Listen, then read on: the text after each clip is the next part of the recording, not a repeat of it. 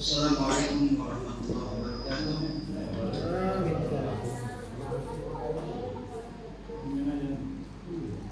Alhamdulillahirabbil alamin. Allahumma sholli ala sayyidina Muhammadin wa ala alihi washabihi ajmain. Wa bi sabri wa yassir amri wa hlul min lisani yafqahu qawli. Amin. Jadi dan syukur kita panjatkan kehadirat Nabi Allah Subhanahu wa taala. Alhamdulillah wa syukurillah, pada malam ini kita bisa berjumpa kembali dalam kerja rutin. Mudah-mudahan segala bentuk daya kita menuju pengajian ini itu aja. Pakai kabel aja lah.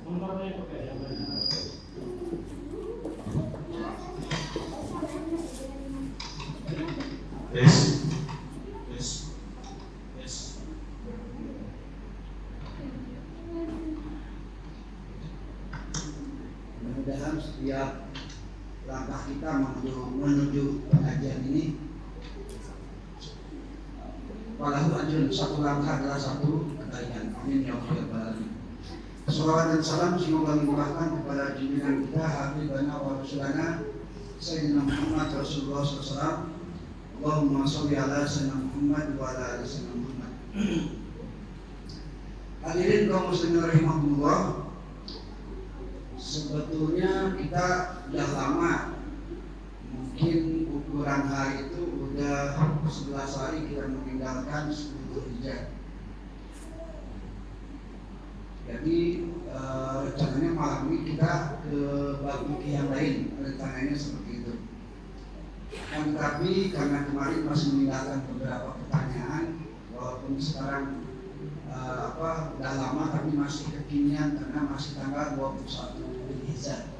Jadi saya berpikir mungkin kita bahas PR yang kemarin gitu ya. Kemarin kalau nggak salah, kalau diingatkan ada 3 pertanyaan yang belum kita bahas. Yang pertama tentang kurban, kenapa menjadi wajib gitu ya. Salah satunya adalah karena nazar nih. Salah satunya adalah karena nazar. Terus ada juga pertanyaan yang beranak pinak, diantaranya kenapa dagingnya harus semua ya, memang ya begitu ya. Ya.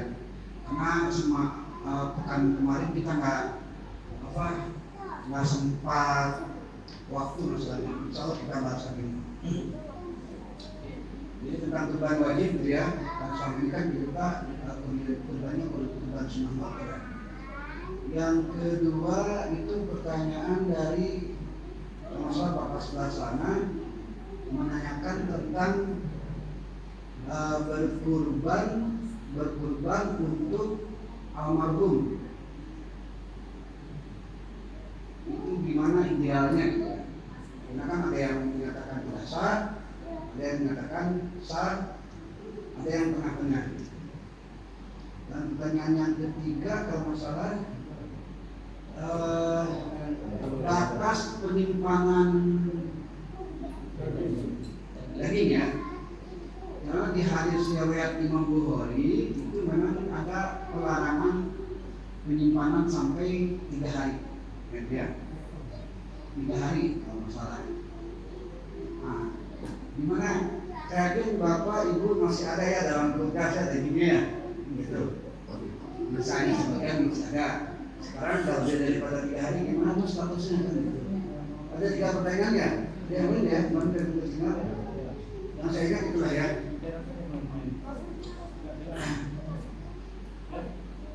Baik, untuk yang pertama tentang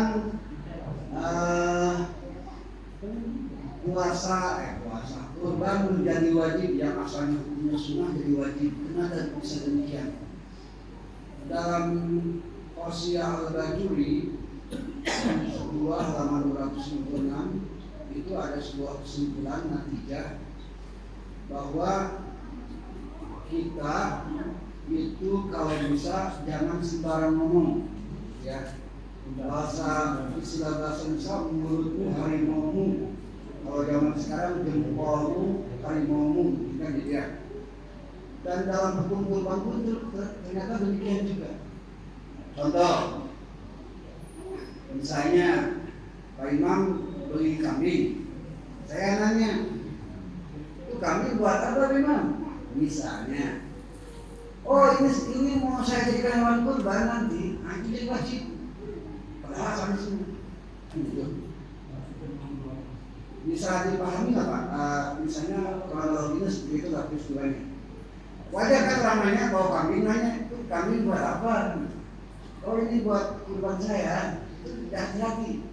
Dalam Qasiyah Al-Bajuri itu bisa dikatakan jadi nazar. Karena ada bentuk takyin, ini hewan akan saya jadikan kurban, kan gitu.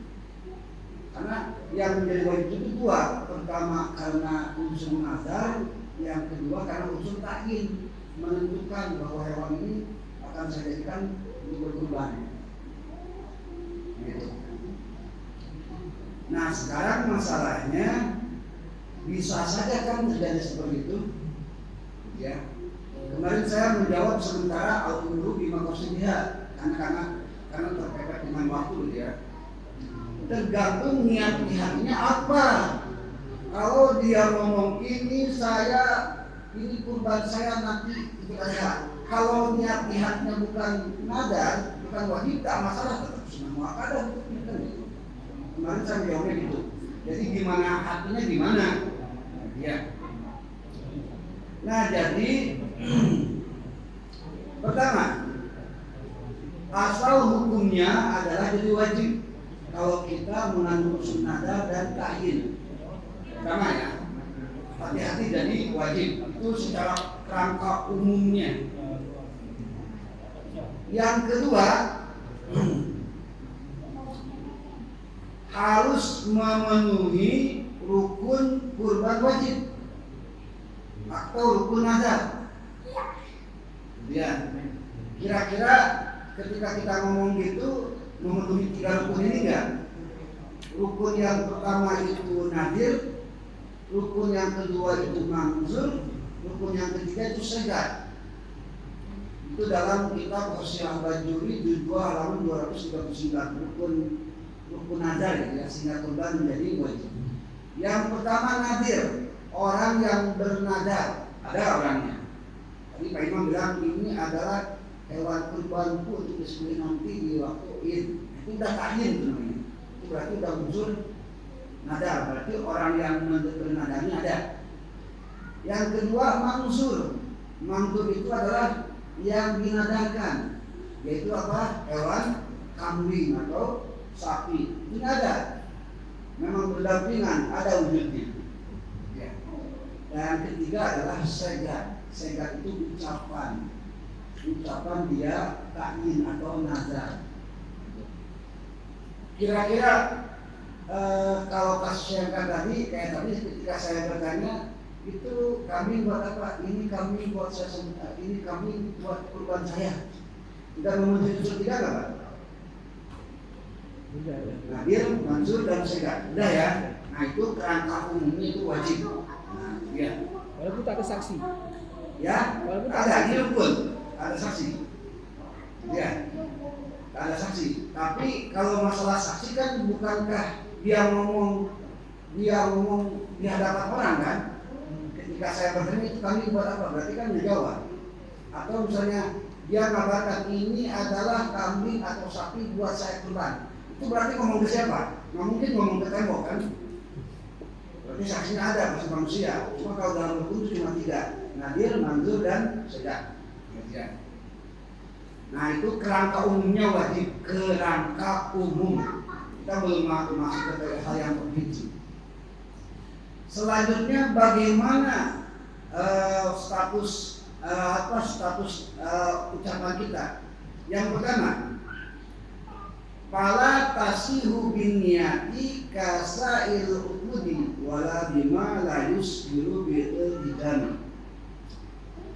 Syarat daripada segat itu diantaranya harus diiringi dengan niat. Ulang lagi, syarat untuk bersegat itu harus diiringi dengan niat. Ucapan juga dengan niat. Jadi ketika ngomong ini hewan kurban saya yang akan saya sembelih nanti di Idul Adha. Nah, ucapan sama hati kompromi seia sekata bersama. Nah itu berarti wajib. Tapi kalau sekedar ucapan saja, hati tidak, itu tidak wajib. Bisa dipahami apa? Itu ya gambarnya ya. Demikian juga niat saja, tapi tidak ada segat, itu juga bukan wajib. Niat saya berniat ingin berbagi, mau, misalnya. Tapi nggak ada ucapan, itu pun tidak jadi wajib lagi. Karena sudah unsur 2, ucapan dan niat. Jadi bahasanya dalilnya fala tasihu bin niyati kasail uqudi. Jadi segat ucapan harus dengan niat. Nah sekarang pertanyaan Pak Imam kemarin itu terserah omongan itu dengan hati enggak? Kalau dengan hati wajib. Kalau tidak dengan hati berarti itu sunnah muakkadah. Itu kesimpulan pertama. Kesimpulan kedua, la tajibu bin niyati lil amiyati. Tidak wajib omongan itu bagi orang yang bodoh. Nah sekarang misalnya silakan tanya Pak sama Mas itu, kita bodoh nggak? Bodoh di sini dalam pengertian tidak tahu tentang aturan hukum. Nah ini dia. Makanya hadirin, terkadang ada beberapa ulama yang tidak menyampaikan 100% karena salah satu daripada ketidaktahuan atau awam itu bisa tidak menimbulkan dosa. Begitu maksudnya. Contoh, kita maling ayam, ambil, ya. Kalau betul-betul jahil, bodoh, tidak tahu apa-apa, tak tahu aturan, tak tahu hukum, itu kan dosa. Kalau menurut aturan Islam, kalau aturan hukum positif, hukum perdata pidana Indonesia itu jelas masuk penjara kan? Mau tahu atau tidak tahu. Tapi kalau dalam Islam lain, kalau betul-betul tidak tahu karena memang kebodohannya, tidak jadi masalah, tidak jadi dosa. Nah, sekarang pertanyaannya, Bapak Ibu mau jadi orang bodoh atau tidak? Kalau jadi orang bodoh enak loh, tidak dosa kan gitu. Justru jadi pintar yang jadi masalah nantinya. Iya, gara-gara tahu jadilah dosa.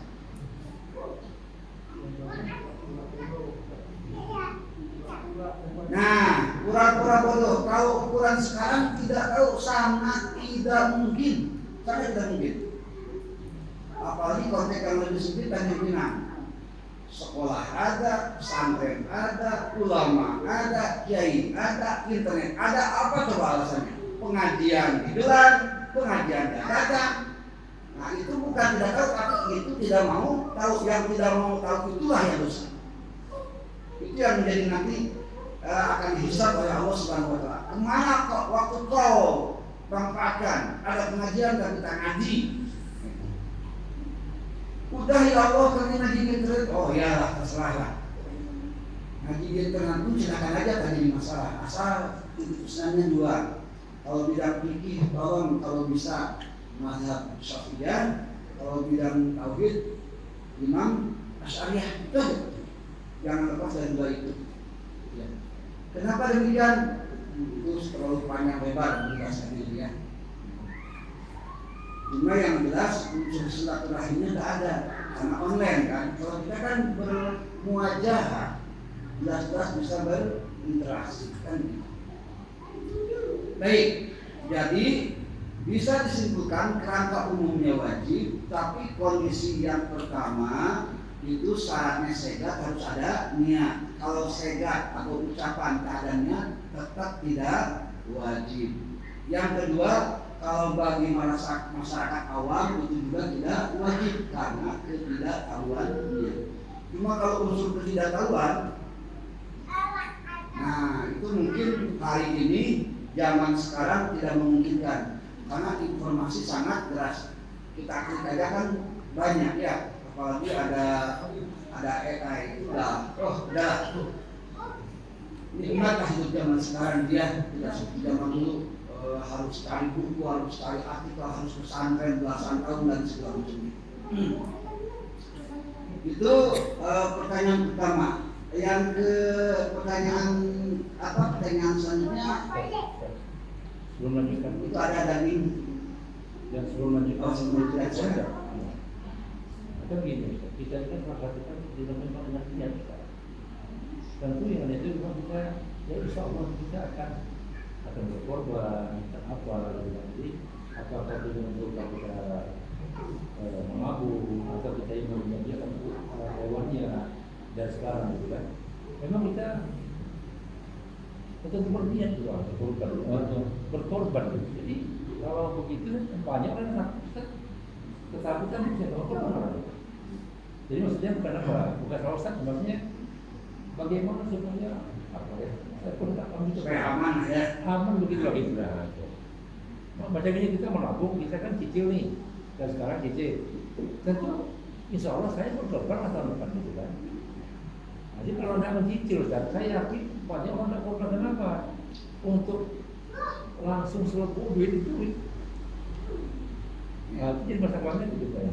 Baik, Biar aman lah gitu kan. biar aman ya. Berarti gimana cara ucapannya yang amannya gitu ya? Iya. Cara kalau di hati sih bisa bagaimana bahasa hati dengan bahasa ucapan yang lebih aman itu aja ya. Sebab yang berdasarkan di orang bodoh, orang yang apa kita itu Enggak, ini secara memang jarang susah ditemukan hal seperti itu memang.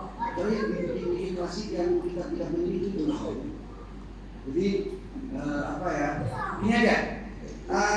Coba silakan cek dalam Hasyiah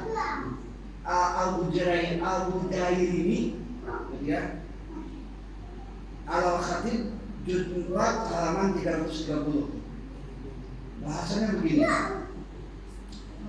Hadihi nahharuha wa naquluha fil 'ain. Ucapan yang aman adalah saya berkurban nih. Saya berkurban, niat berkurban untuk disembelih dan dimakan di hari ini. Itu bukan kata saya ya. Itu dalam kitab Al-Bujairi ini. Saya Mau bahasa Arabnya, mau bahasa Indonesia. Saya nabung kurban nih, ya. Insyaallah disembelih di hari raya Id atau Idul Adha ya, dan saya memakannya. Karena kan yang sunnah muakkadah kurban itu kan boleh makan. Yang nggak boleh makan itu yang wajib. Ketika ada kata-kata saya akan makannya juga, itu berarti sunnah muakkadah. Dengan di hati juga tetap bahwa itu sunnah muakkadah, jangan bilang wajib. Di hatinya seperti itu. Itu bukan kata saya, itu dalam Hasyiah Al-Bujairi ini Al-Khatib juz keempat halaman 330. Jadi silakan bisa dicek lah, sekarang open source ya, pengetahuan itu udah terbuka lah. Nah itu jalan tengahnya seperti itu memang. yang kedua, mengapa tidak boleh makan? Nah itu ya. Baik.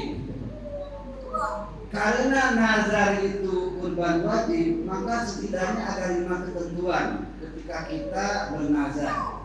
Ya, ketentuan di sini maksudnya adalah aturan mainnya. Karena berbeda aturan main kurban wajib dengan kurban sunnah. Kurban sunnah itu boleh dibagi, boleh dimakan, sama yang muslim, sama non muslim juga, kan gitu. Kalau kurban wajib dibagi semua, khusus orang Islam saja, non Islam jangan. Bagaimana kalau lupa termakan dagingnya, ganti, itu yang wajib. Jangan ya, termakan ganti juga, berapa ukuran yang termakan itu. Nah, jadi ada 5 ketentuan. Yang pertama, bisa jadi puasa wajib itu karena nazar dan ta'yin. Itu termaktub dalam Imam Wahbah Al-Juhaini dalam kitab Fiqhul Islam wa Adlatuhu juz ketiga halaman 599. Jadi bisa wajib karena nazar dan ta'yin yang tadi kita jelaskan tadi.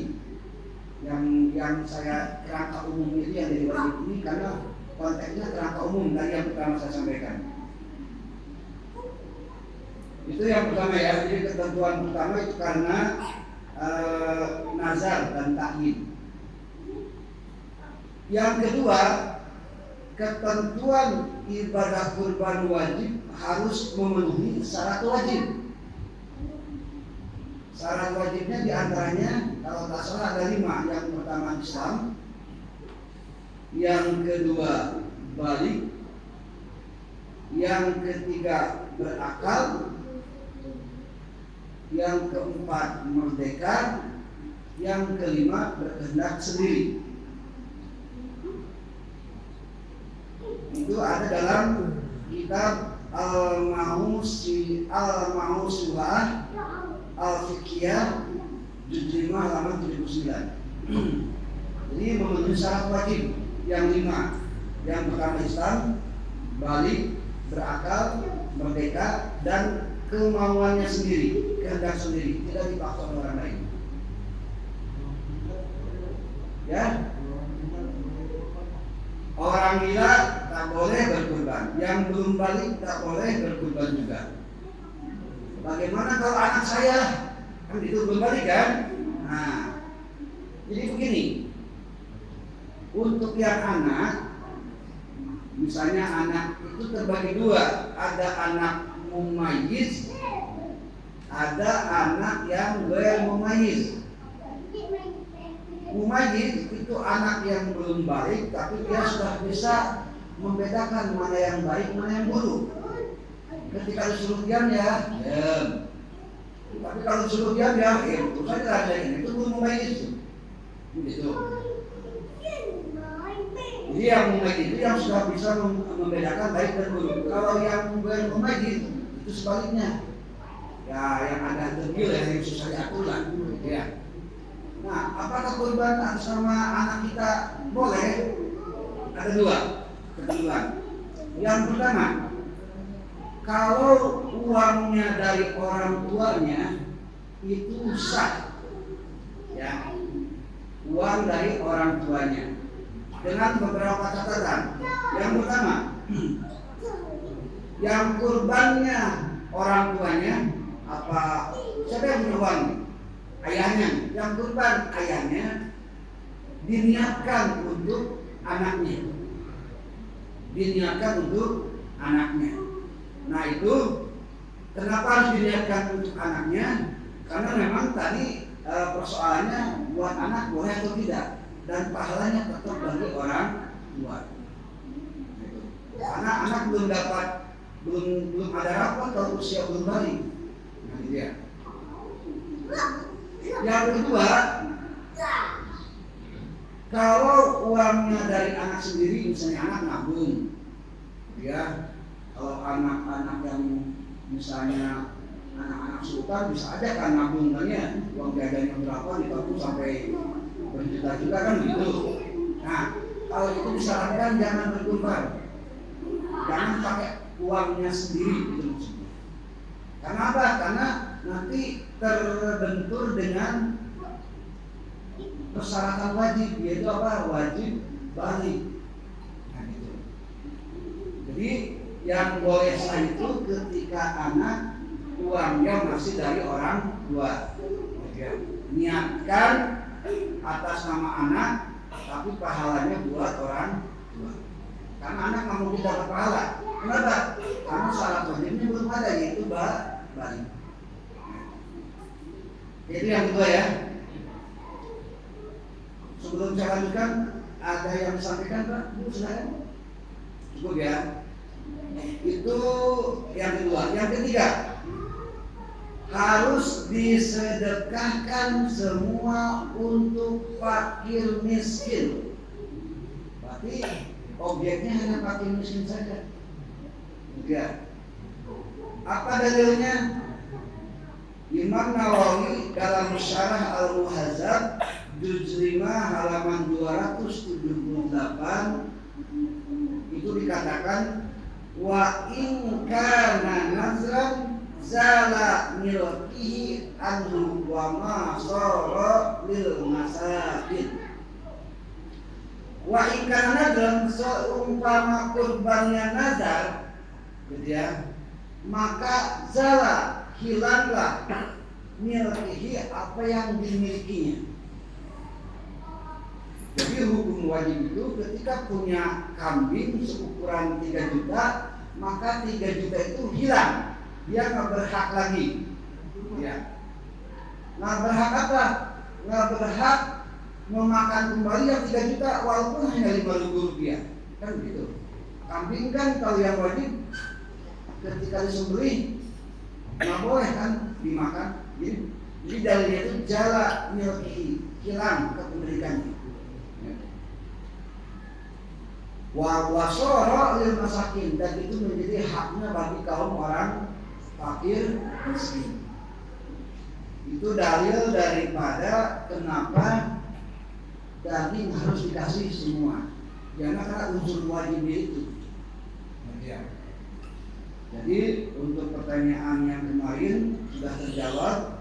Jawabannya ada dalam kitab Imam Nawawi Syarah Al-Muhadzab juz 5 halaman 278. Jawabannya ada di kitab sana. Nomor berapa Pak Profesor? Ketentuan kurban baru nomor berapa? 3 ya. Berarti kita 4 ya. Yang keempat, dalam Asyiah Al-Jumal Al-Manhaj juz 10 halaman 420 di kitab Tebal tuh ya. Itu dijelaskan wa amal udhiyatul manzurah fayajibu atasaddaqu bi jami'iha nai'an. Adapun kurban yang nadar, yang wajib, fayajibu atasaddaqu, wajib mensedekahkannya jami'uha semuanya. Itu dalilnya memang. Nai'an dalam keadaan mentah. Jadi jawaban yang kedua untuk pertanyaan kenapa harus dibagikan semua, dalam kitab Hasyiah Al-Jumal Al-Manhaj juz 10 halaman 420. Yang kelima, yang terakhir, tidak boleh dimakan orang yang berkurban dan oleh keluarga yang dia wajib nafkahi. Jadi kurban wajib, di samping yang berkurbannya juga tidak boleh makan, keluarga yang wajib dinafkahi juga tidak boleh makan. Bu, keluarga yang wajib dinafkahi apa siapa saja Bu? Istri, anak, orang tua, ya kan? Itu tak boleh makan. Selain itu silakan.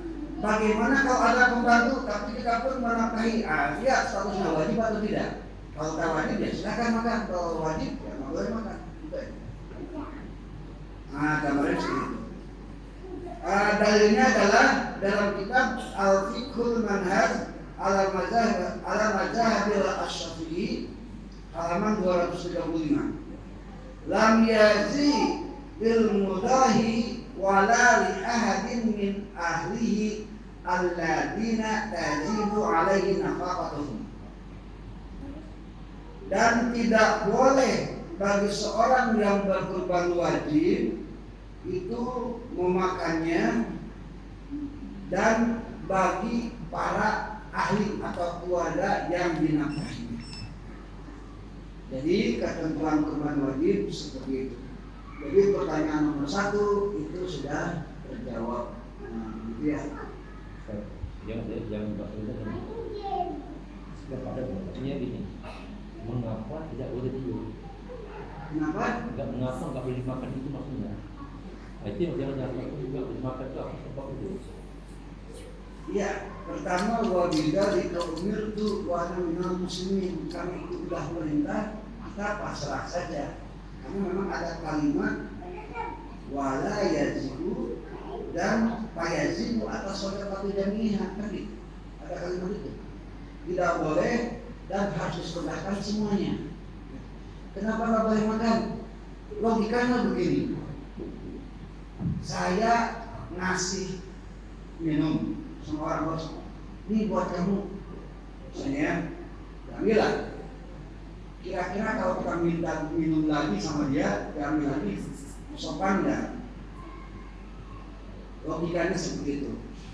Tadi ada kalimat zala milkihi anhu, karena kepemilikannya sudah hilang, sudah menjadi hak fakir miskin. Masa iya sudah dikasih, dia sudah diserah terima, sudah transaksi terus diambil lagi, itu apa namanya? Bapak jual beli dengan tidak ada alasan apapun, bilang tak jadi, kira-kira kita kesel nggak? Siku.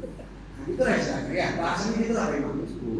Karena Pak Imam bikin logika, ya saya tidak bisa main logika seperti itu lah. Ya. Jadi buah-buahnya boleh makan ya. Pokoknya gini, 100% jami'uha. Kira-kira kalau kuahnya itu berkurang nggak 0,1%? Kira-kira kalau berkurang berarti ganti dengan 0,1%. Sampai gitu. Jadi gimana adik? bisa nanti korban kurang barang sudah jadi. Saya agak jelas bisa diwakili nggak Pak Komisaris maksudnya? Oke, apa yang bilang Bapak? Korban yang nggak jadi. Kurban yang nggak jadi. Jadi begini, kurban yang tak jadi itu hukumnya makruh. Makruhnya ada 2, makruh ditanji, kedua makruh ditahrim. Makruh ditanji, makruh biasa maksudnya, itu boleh tidak jadi kalau ada hal darurat atau darurat, gitu ya. Kemudaratan itu bisa menghilangkan hukum. Contoh, dulu saya pernah mencontohkan, ketika lagi nyicil, kita ada keperluan yang lebih penting, misalnya bayar hutang atau bayar kontrakan. Kalau nggak dibayar diusir nih. Bayar pendidikan anak, kalau nggak dibayar mogok kuliahnya. Nah itu makruh ditanji namanya. Tapi kalau makruh ditahrim, makruh yang hukum haram, itu tidak ada alasan apa-apa, begitu wajib. Ya. Jadi kita tak jadinya karena apa? Ilatnya itu karena apa? Kalau karena ada yang darurat, itu tak jadi masalah, silakan saja. Tapi kalau nggak ada alasan apapun, kenapa main-main dengan panitia? Kasihan ke panitia kan? Iya. Begitu ya pertanyaan yang pertama. Pertanyaan yang kedua, kenapa nih saya bertanya? Kurban Almarhum. Oh almarhum. Kemarin kami sudah menjelaskan bahwa untuk kurban atas nama almarhum, kerangka umumnya itu tidak sah. Kenapa? Karena syaratnya berkurban harus ada niat. Sedangkan almarhum bisa niat tidak. Tidak kan? Itu kerangka umumnya. Ini ulang lagi, kerangka umum. Kerangka umum itu begini Pak. Syarat jual beli itu penjual dan pembeli harus bertemu. Sekarang ada nggak jual beli tidak ketemu? Ada kan? Kalau kerangka umum itu tak sah. Tapi kalau sekarang sah, yaitu masalah fikih. Harus dibahas lagi. Contoh yang lain, syarat sah jual beli adalah penjual dan pembeli harus sama-sama dewasa dan berakal. Ada nggak anak-anak yang transaksi jual beli ke warung? Ada, seperti itu tak sah kalau kerangka umumnya. Tapi tetap sah kalau nanti kita jelaskan tentang akad jual beli. Kita bukan akad jual beli, kita tentang masalah almarhum dan almarhumah. Nah sekarang begini, kerangka umumnya berkurban atas nama almarhum almarhumah itu tidak sah. Kerangka umumnya karena itu tidak memenuhi salah satu syarat, yaitu syaratnya harus ada niat, kan begitu. Apa dalilnya? Wala tadhiyatun anil ghairi bi ghairi idnihi wala an mayitin illa bisabiha. Dan tidak sah berkurban atas nama mayit kecuali mayat itu berwasiat. Sebelum meninggal dia ngomong, nah kalau kurban ibu ya itu silakan dari masalah. Tapi kalau tak ada apa-apa tak boleh, kan itu. Kerangka umumnya seperti itu. Nah sekarang kerangka khususnya gimana? Imam Nawawi dalam kitab Majmu' juz 8 halaman 46 itu menjelaskan wa amma tadhiyatul anil mayyit faqad atlaqa. Adapun berkurban atas nama almarhum dan almarhumah atau mayit itu boleh secara mutlak. Itu Imam Nawawi yang berbicara. Ya. La tunahu darbun minas sadaqah. Kenapa dibolehkan? Karena udhiyah atau kurban itu bagian daripada sedekah. Itu yang pertama. Berarti boleh. Kerangka umumnya tadi tidak boleh kan? Kerangka umum dalam pengertian hukum secara umum itu. Nah, sekarang gimana? Kemarin ada yang nanya, jadi gimana jalan tengahnya nih? Ya jalan tengahnya itu amma idalam yuswa biha fa'al al waris au ghairi yudahu an min mali nafsi fa dhahaba hanafi wa malikiyah. Jalan tengahnya begini.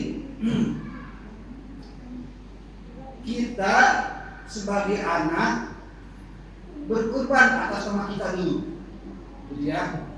Misalnya Haji Yahya berkurban, saya berkurban nih atas nama Haji Yahya misalnya. Ketika penyembelihan niatkan oleh Pak Haji, ini pahala berkurban saya hadiahkan buat almarhum atau almarhumah. Itu jalannya. Bapak pilih yang mana? Yang tak sah ada, yang boleh ada Imam Nawawi. Yang jalan tengah dapat, yang berkurban dapat, almarhum dapat, itu yang jalan tengah yang berusaha. Nah itu. Jadi tidak ada masalah sebetulnya. Gimana Pak Bu? Kalau Ustaz, kalau ya. Haji badal sama juga gitu niatnya? Haji badal sama juga seperti itu. Sama ya? Iya. Jadi yang membadalkan diniatkan, tetap niat dia yang membadalkan, karena kan dia yang mengalaminya kan, yang menjalannya. Tapi insya Allah dapat apa? Dapat pahala hajinya. Dengan catatan yang memang badannya harus almarhum dulu lah ya. Kalau belum almarhum tetap punya kewajiban haji kalau mampu. Ya. Baik, itu pertanyaan yang kedua. Pertanyaan yang ketiga, batas penyimpanan daging kurban. Ini kalau nggak salah, siapa yang menyimpulkannya? Saya. Apakah ya? Baik. Dalam kitab Imam Bukhari dan diriwayatkan oleh beliau juga, Rasulullah SAW bersabda, "Man doha minkum wala yusbihanna ba'da salisatin wa fi baitihi min husin." barang siapa yang berkurban minkum di antara kalian, fala yusbihana, maka jangan menyimpan atau memisahkan daging ba'da salisatin, setelah 3 hari. Ya, berarti kalau yang tadi sini nggak boleh nyimpan sampai tanggal berapa ya? Dibagikan tanggal 10 kan? Berarti tanggal 11, 12, 13 Dzulhijjah. Tanggal 14 Dzulhijjahnya harus segera Habiskan. dihapuskan, dibagikan kan? Nah, gitu ya. Nah sekarang masalahnya dagingnya banyak pertimbangan kita, gimana nih? Jadi begini, Nabi itu dalam usul itu ada namanya nasih wal mansuh, hukum mengganti ketentuan pertama oleh ketentuan kedua. Contoh, dulu Nabi melarang ziarah. Kenapa melarang ziarah? Karena ilatnya orang yang ziarah minta-minta. Bapak sering kan dulu atau di film-film lihat ada orang ziarah kubur, minta rumah gitu. Yang dikubur boro-boro rumah, apa aja di tanah misalnya, ya. Jawab ya. Itu zaman jahiliyah. Kalau sekarang ada jahiliyah lagi ya. Zaman jahiliyah itu ziarah kubur dilarang. Kenapa? Ilatnya karena jadi musyrik, minta-minta sama arwah. Nah, itu masalahnya. Kata Nabi, kuntu nahaitukum an ziyaratil kubri. Dulu aku melarang kalian ziarah kubur. Gara-garanya apa?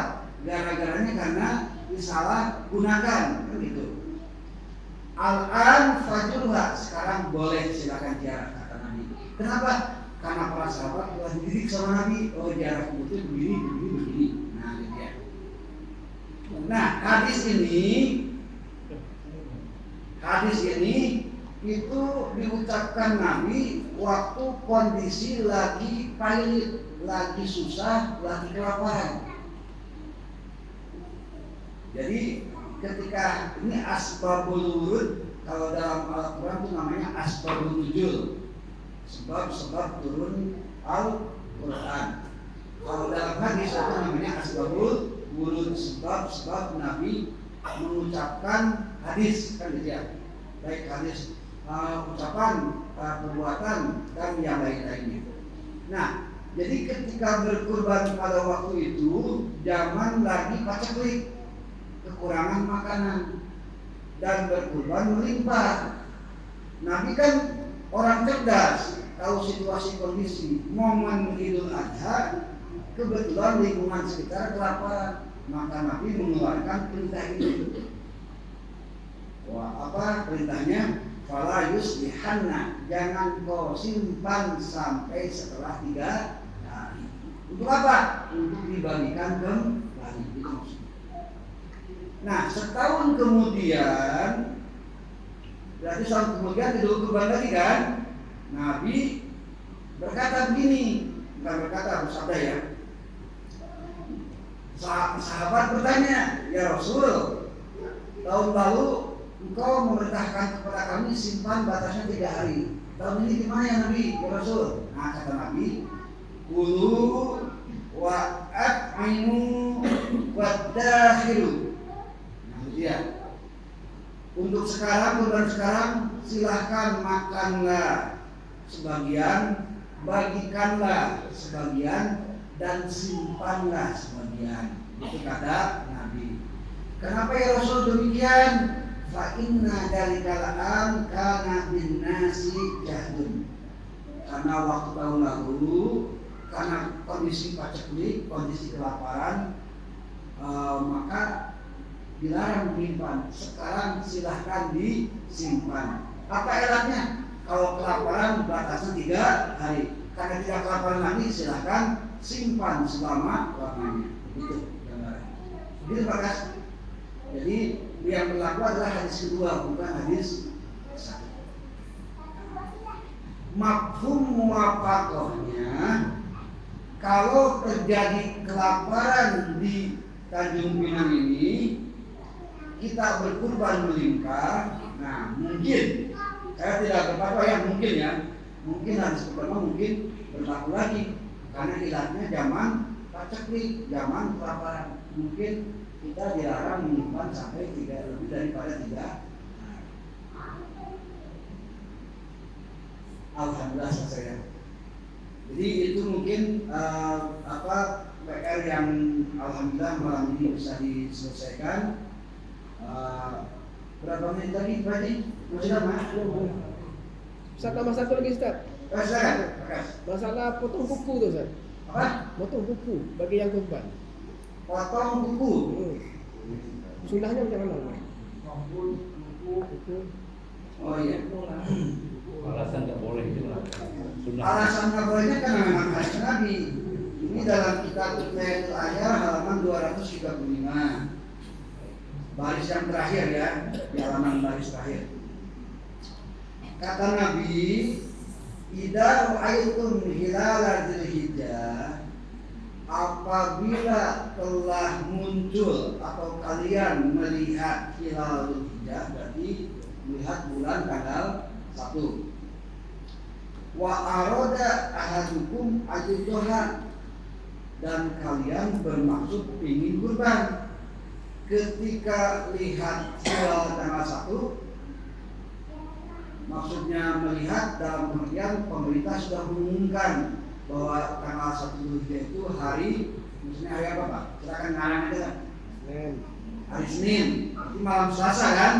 Nah, mulai Senin malam Selasa diawali dengan azan maghrib.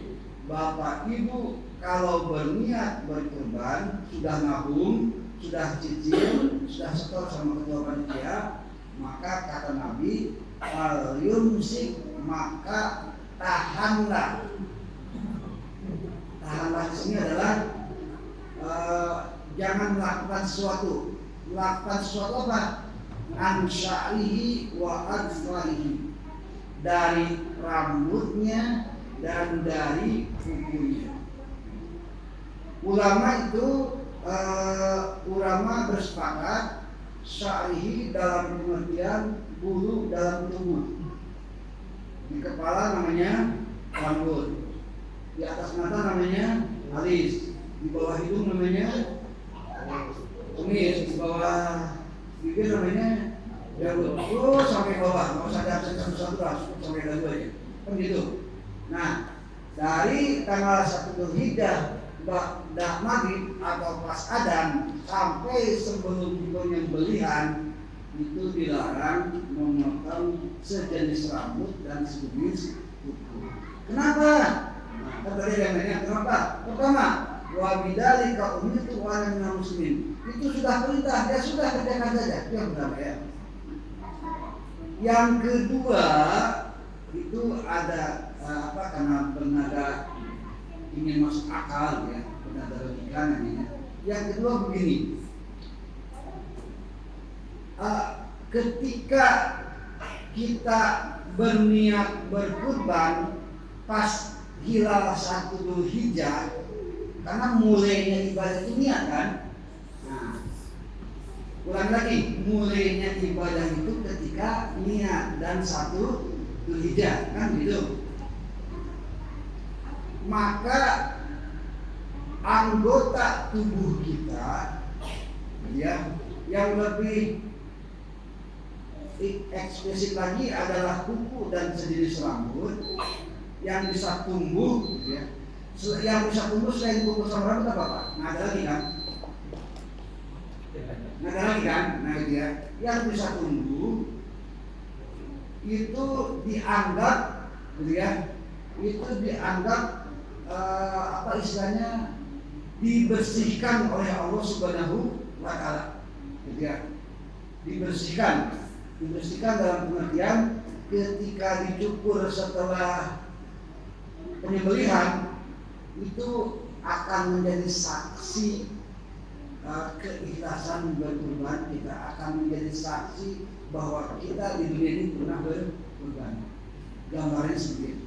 Cuma saya tidak bisa menyandarkan kepada kalimat demikian. Kita keluar dari umat itu karena Rasul sudah memerintahkan. ya, dan memerintahkannya lewat hadis Rasulullah Shallallahu Alaihi Wasallam. Apa hukumnya? Hukumnya sunnah muakkadah. Kalau misalnya tanggal 3, tanggal 4 Dzulhijjah dakal-dakal, ya udah potong aja, nggak ada masalah. Jadi kalaupun dipotong rambut, kalaupun digunting kuku, itu tidak jadi masalah. Hukumnya tetap makruh. Biasanya lupa.